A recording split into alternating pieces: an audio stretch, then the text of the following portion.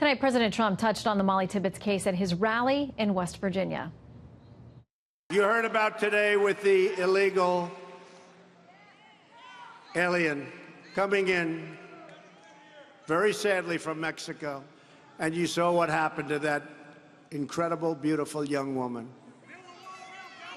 Should have never happened. Illegally in our country. We've had a huge impact, but the laws are so bad. The immigration laws are such a disgrace.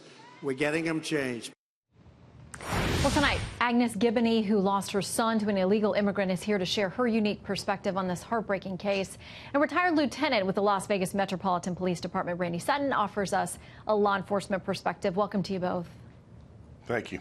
Thank you. Agnes, what was your thought when you heard this case today and what police were summing up for us this afternoon?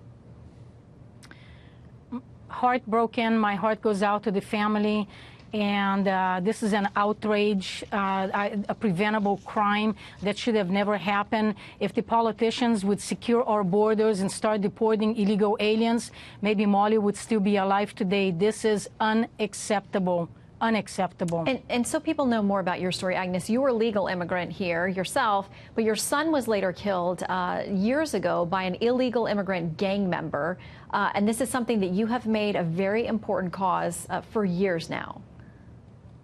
Absolutely. It's not about my son. It's not about the thousands of American citizens that are killed by an illegal alien. This is about protecting our country.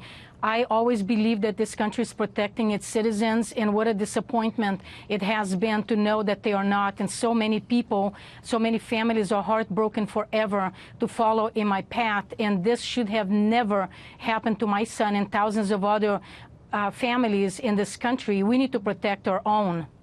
Okay, Randy, I want to bring you in here. I want to read part of the affidavit so people know exactly what the suspect has told police, according to their sworn affidavit connected to his arrest warrant. It says he parked his vehicle, got out, and was running behind her and alongside of her. Rivera says she grabbed her phone and said, "I'm going to call the police." Rivera said he then panicked and got mad and that he then, quote, blocked his, quote, memory, which is what he does when he gets very upset and doesn't remember anything after that until he came to an intersection. Rivera states he then made a U-turn, drove back to an entrance to a field, and then drove into a driveway to a cornfield. He noticed there was an earpiece from headphones in his lap, and that's how he realized he'd put her in the trunk. Randy, what do you do with this case? That's nonsense, of course.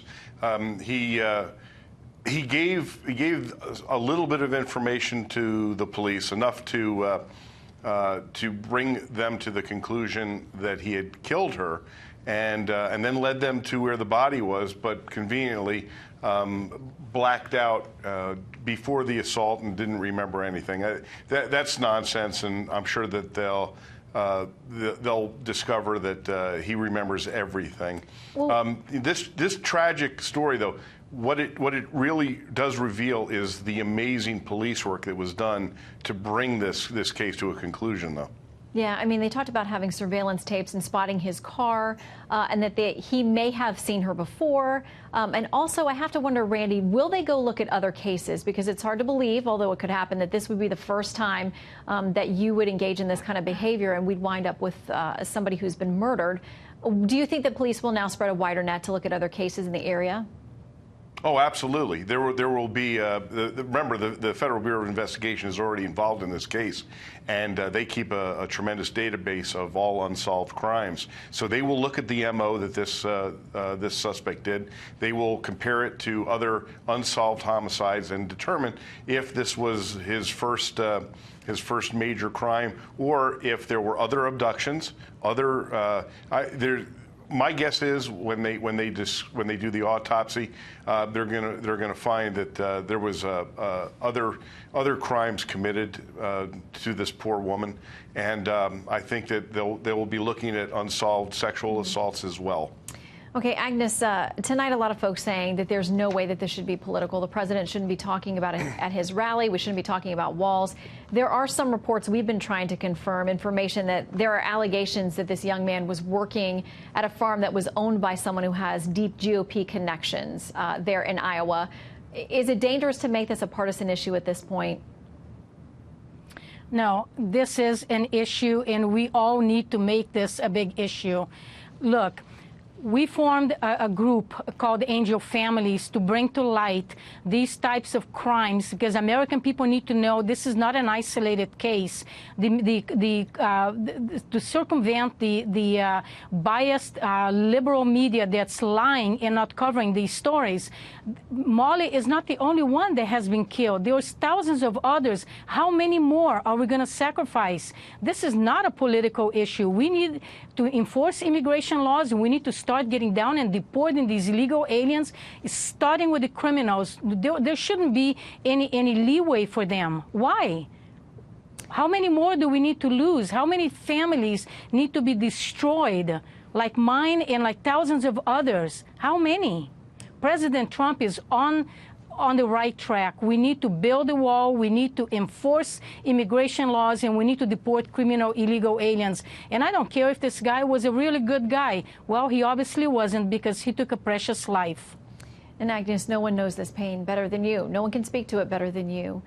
Randy, on these issues of enforcement and whether ICE can get a detainer now on this accused suspect and what happens from here, I mean, how difficult is it for local and state law enforcement in trying to find this balance and working with the feds when you have a case like this where, for now, authorities are saying this guy's been here illegally for at least 4 to maybe 7 years? Right. Well, ICE has already obtained a detainer. That's already been placed on him.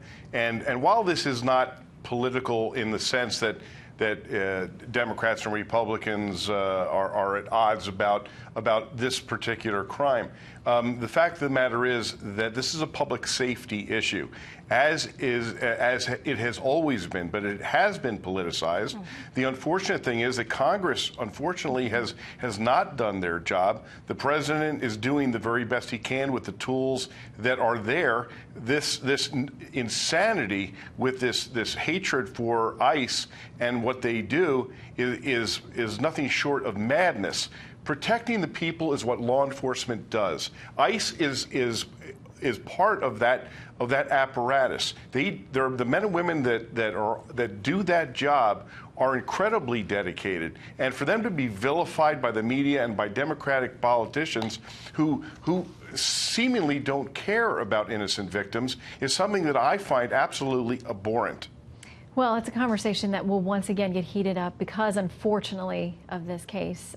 Randy and Agnes, thank you both for sharing your perspectives. Good to have you with us. Thank you, Shannon.